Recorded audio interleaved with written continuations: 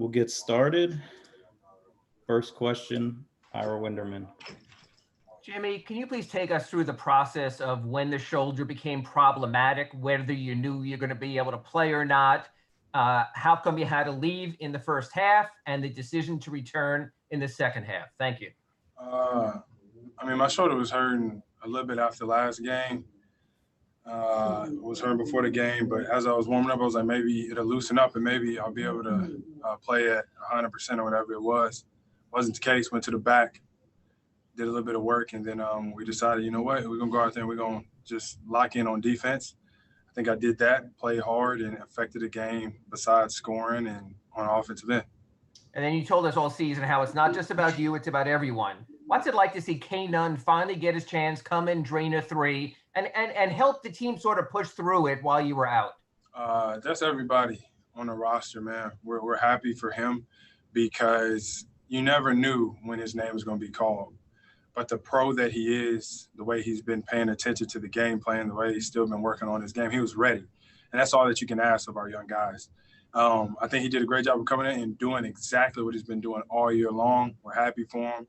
And you never know what that did for him in Coach's mind. Anthony Chang. Hey, Jimmy, playing through the pain in the second half, how much did the shoulder limit you? And is it an issue that you hope, with these next 4 or 5 days off, maybe before the second round, that time off could help, help it heal a little bit before things I'll be okay. Figure this thing out, do more and more treatment on it every day. Armando Rivas is my guy. He always takes great care of me, the whole Heat training staff. I'll be fine. Rest up and lock in on our next opponent. Tim Reynolds. Jimmy, congrats on the win. You've obviously won series before, but this is your first sweep. I'm wondering if that has any significance for you. Nah, it's just another way to advance. As long as we get to 4, I don't care if it was game 7. As long as we advance and go into the next round, I'm happy. But I'm happy I got to get my first sweep with this group of guys. I think that's special. I think this group works incredibly hard together through thick and thin. So it's a real pleasure to be able to compete with these guys. And what's it mean to you too that, it's kind of been the way you guys have been all year.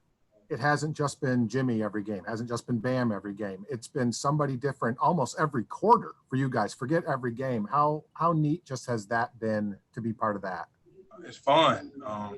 We love when other guys are successful. We hype them up. We tell them to keep attacking. If you're getting stops, keep getting stops. That's the way basketball should be played. You should have fun. You should enjoy the game. And you can see that in how we play. We share the ball. We're excited as I don't know what when somebody hits a three or DJ gets a big dunk or somebody takes a charge. It's so fun to play that way, and I'm happy that we continue to play that way. Nick Friedel. Jimmy, obviously that other series still has to play out, but if it does happen to be the Bucks, what is the biggest key in slowing down Giannis from your experience with him throughout his career, but especially in this season?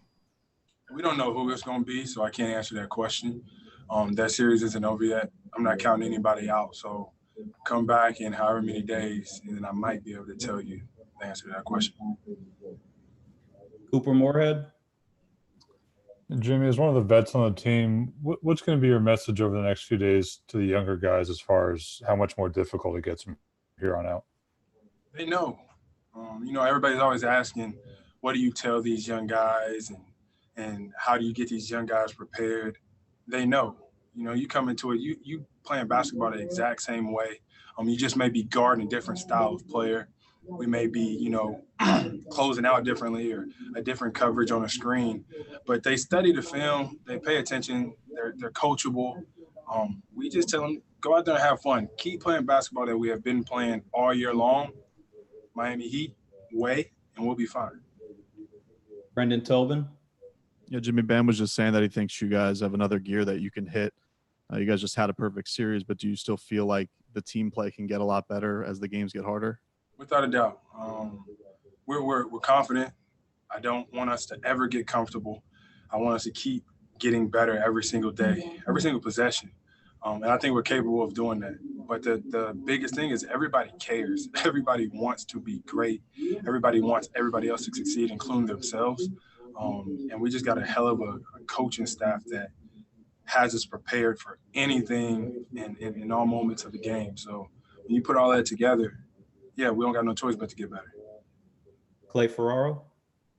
Hey, Jimmy, the camera was cutting over to you a bit in that fourth quarter when you were on the bench and guys were stepping up. What does it mean to you as the guy that everybody points to as the leader on this team to see those younger guys stepping up while you're on the sideline?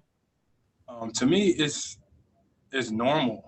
Like, it may catch some people off by surprise, but I see this every single day in practice. You know, when we don't have practice and these guys still go to the gym all year long and however many games that we played, like, they're always taking and making big shots and in the right position on defense and just playing hard, getting on the floor for a loose ball. You know, Tyler got, I don't know, 3 offensive rebounds in a row or something like that. Like, that's winning basketball. And we preach that to him every single day. Spo is always talking about ball in the air, ball on the floor. Those are championship habits, championship plays. Obviously, the kid can put the ball in the basket, but as long as everybody is playing hard, like, you can't help but to be happy for him. Anthony Chang, last question. You've spoken highly about the Heat's coaching staff all season, but what did you learn about the staff in this first round, in these 4 playoff games, just the way they help prepare you guys and the adjustments they made? They're in it just like we are. A lot of the times you would think that Spo is out there playing with us or Chris Quinn or AC because they're so locked into it. They're telling us what we see. I mean, what they see, we're telling them what we see. Everybody's so engaged into the game, and obviously they study the film. And they're just making adjustments on the fly. It's actually fun to be a part of, fun to watch, and fun to learn how their mind works. All right, Jimmy, thank you for your time. Appreciate you. Put my mask on, fucking one arm.